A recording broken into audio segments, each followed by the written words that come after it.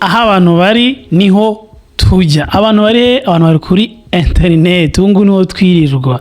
So niyo mpamvu ari byiza kugira ubumenyi ku bijyanye na digital marketing. Digital marketing ni ukuntu ubona abantu wamamazaho se cyangwa abantu wacuruzaho kuri internet.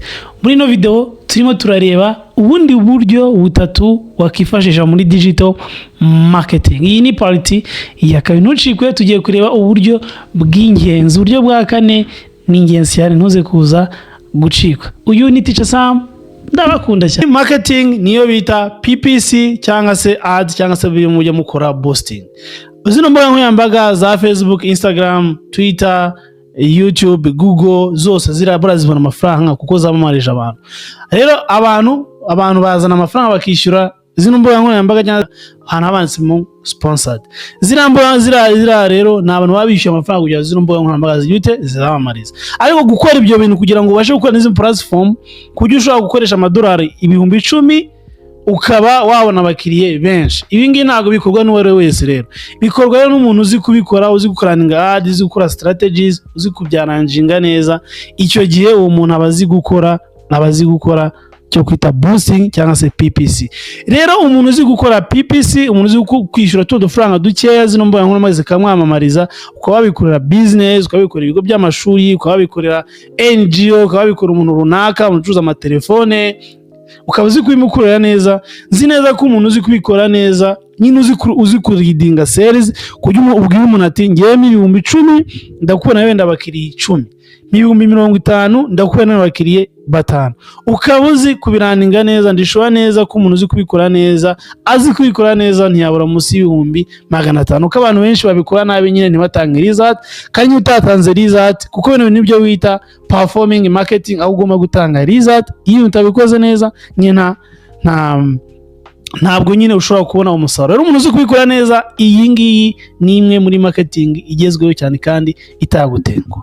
Indi marketing ni nk'ingi ndi gukora, nicyo twita content marketing. Ni ukuntu ukora ibintu by'ubwenge, ukora ibintu bizima, warangiza abantu bagakurikira ibyo uri gukora kuri social media, warangiza ukabamamazaho. Niba uzi kuvuga, ufite uri intyoza mu kuvuga, ugomba gukora business yawe, ugakora content zijyana na business yawe. Niba uri muri electronics, ugomba gukora ku buryo nyine uduha ubumenyi kubijyana na electronics.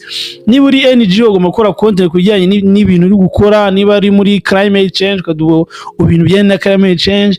Niba uri uruganda, ugomba gutwereka uburyo bikora, something like that. Iyo kuduha content, ibyo bintu bigira ute, abantu barabikunda. Iyo baje bagira ute, ubamamazaho. Nk'urugero nyende gukora kubijyanye na AI and digital marketing. So iyo mukomeza muza mutako namamazaho business yanjye y'ikoranabuhanga bita Free Innovators. Niyo mpamvu nshaka kubabwira ngo niba ukeneye website, niba ukeneye website nziza, e-commerce, NGO na tourism zigiye zitandukanye, ibinyamakuru, ushobora kuza muri Free Innovators tukakubakira website nziza. Twebwe ni all in one, tugaha domain name, tugaha hosting, tukaguha gukora content, twarangiza tukaguha na support y'umwaka wose. N'abantu mufite ama website mutarabasha, mutabyaza umusaruro kuko nyine zakorerwa SEO, muze tubafashe SEO kuko nyine waje wakurikiye content yanjye. Niyo mpamvu ngize ute nkwamama jewe mbikoze kugira ngo nyine nkwereke urugero. Icyo nicyo bita content marketing, ni ukora content abantu bakunda, warangiza ukagira ute ukabamamazaho. Nibyo mujya mubona abantu ba Coach Gaël bakora, bano bantu babita ngo The Trainer, bano bita ngo bita Abdul Hagenimana, abo bantu bose bita ngo bano ba Gatari Fred, abantu ibyo bakora bakamaza business zabo. Nawe rero nuko nguko yukoze content banakuyikunda, boom, batako abantu bagira ute bavamo abakiriye bawe. Ariko ukivuga gukora content ijyanye n'ibyo ukora, nk'ubu ngubu nawe nakora content kubijyanye n'urushako, ibyo ni ibya Iberisugira kuko ngiye ndi mu ikoranabuhanga ndakora content kubijyanye n'ikoranabuhanga. Nawe niba uri muri electronic wikora content kubijyanye n'amatiku, ukora ibijyanye n'ibintu ukora. Nibyo mujya mubona abantu bita new species bakora cyane, babikora neza cyane, bakora content marketing neza cyane. Indi marketing ya digital marketing niyo kwita influencer marketing. None ukuntu uba umu influencer, muzibana abantu baruka ikimomo, muzibana abantu bano bagiye bataye kumba nkoranyambaga bakora baba ari aba influencer. Nuvuga ngo ugera ku rwego aho uba uri umu influencer. Ni ukuvuga iki? Ni ukuvuga nyine uravuga abantu bakagumva, abantu bamamazaho. Iyi ngiyi ni marketing igezweho cyane, kubera ko bavuga ko abantu bamamaza basigaye bakunda cyane aba influencer kurenza ano mateleviziyo n'ano maradiyo. Bavuga ko abantu ba influencers barimo barasimbura televiziyo n'amaradiyo, kubera ko abantu ku mbuga nkoranyambaga bakunze bakishimira cyane kumva abana ba influencer bari kubamamazaho kurenza kujya kuri za televiziyo, kubera ko abantu barabakunze, baba barakunze amarangamutima yabo. Iyo bababwiye bagira ute barumva. Barareba ko ikimomo biroshe cyane kwamamaza, garantiye biroshe cyane kwamamaza kurenza kujya kuri televiziyo. Rero abantu mushobora gukora ibi bintu, ukaba umu influencer mu kintu runaka. Nk'urugero uyu mupapa bita Dr. Tarisan Antoine, uno mupasiteri wa umu influencer nubwo yaba abizi cyangwa atabizi. Coach Gael wa umu influencer yabizi cyangwa atabizi, n'abandi benshi cyane aba influencer. Uyu bita Iberi Sugera umu influencer mu relationship. Ariko hari ikindi kintu nshaka kubabwira, n'abandi bantu baba influencer murabazi mu bintu biri negative. Aba influencer mu buryo bwo gutukana, mu bintu by'ibitutsi, by'ibishegu, mu bintu bibi cyane. Bari abantu sindibuze kubavuga amazina ntabwo nshaka kwiteranya nabo. Bari abantu yego babona abantu benshi cyane babakurikira, ariko ntabwo bashobora kubona deal za ano ma brand manini cyane. Ntabwo MTN yapatana n'umuntu utukana, ntabwo bank runaka yakora patana n'umuntu utukana, ntabwo bank yarisika gukora icyo kintu ku muntu ufite izina y'ibitutsi. No mpamvu niba uri umukobwa mwiza wikubaka brand wiyandarika, kora ubaka brand neza. Niba uri umwana uri kuzamuka, irinde gukora brand ku bintu bizatuma nta deal wabona, ukaba ufite abantu benshi cyane ariko utabyazamo umusaruro. Kandi ikindi kintu nshaka kwibutsa, ntabwo kuba umu influencer bisaba kugira miliyoni y'abafollowers cyangwa se za views.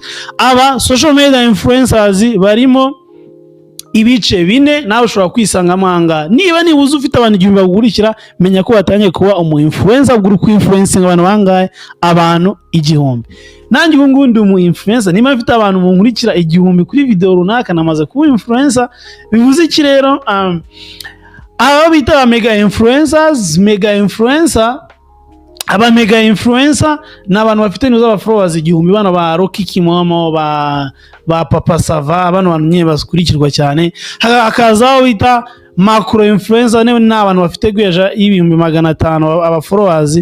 Hakaza micro, ni abantu bafite 100. None hakaza na nano, ariho twese duherereye, ni abantu hagati y'abantu 5 n'abandi 10 ku mbuga nkoranyambaga zawe. Niba ufite aba bantu buri umu influencer. Rero wivuga ngo mfite ngo naho ndagira abantu bija kujya ntangiye kuba influencer. Wapi? Ngiye mu bantu 3000 mbona ndi influencing abantu nkabona abakiriya. Uzabake mbanya mbona hanga kuri YouTube, kubera ko nyine ndi ku influencing. Nawe rero kuba umu influencer nibivuze kugira aba followers benshi cyane. So tips yanyuma nabaha, icyambere niba uri gushaka kujya muri digital marketing, ndakwinginze genda usome ku nyandiko z'uyu muntu wa Philip Kotro. So waza kunyandikira nkaba nagwa ibitabo bijyanye na Philip Kotro, ukabisoma kuri market, ukumva buri marketing ni iki. Ibishobotse wabisoma, bitanakunze nta ribi. Ikindi cyakabishaka na inshimwe, niba ujya muri SEO, niba ujya muri marketing, social media, niba ujya muri PPC, ushake kimwe ubamo umu expert. Ikindi cyakabiri shaka uburyo aha abantu ibintu ku buntu, kuzayizigira ibintu by'abantu abantu babikunze. Niba bikunda, so uzatangira ugira ute kubamamaza. Kiza kibaho nuko abantu baratangiye bataragira experience bagashaka kugurisha ibintu. Oya, tangira ibintu bahera ubuntu. Nk'urugero nk'undi kwigisha YouTube ku buntu y'abantu baje online, mba ibintu experience yanjye ku buntu, kwizageza igihe nzajyaho nangira ute ngurisha ibyo nzi. So ikindi shaka umumenta aho bishoboka online cyangwa se mu buzima busanzwe. Ikindi utakirengagiza, ba consistent. Niba utari consistent inshuti yanjye ntago byagukunda. Niba uzihe amezi 6 uri kwiga ikintu kimwe, niba utabona amezi 6, niba utakiye amezi 6 uri kwiga bino bintu, ntabwo byazaba productive. So bye bye, ndabakunda cyane.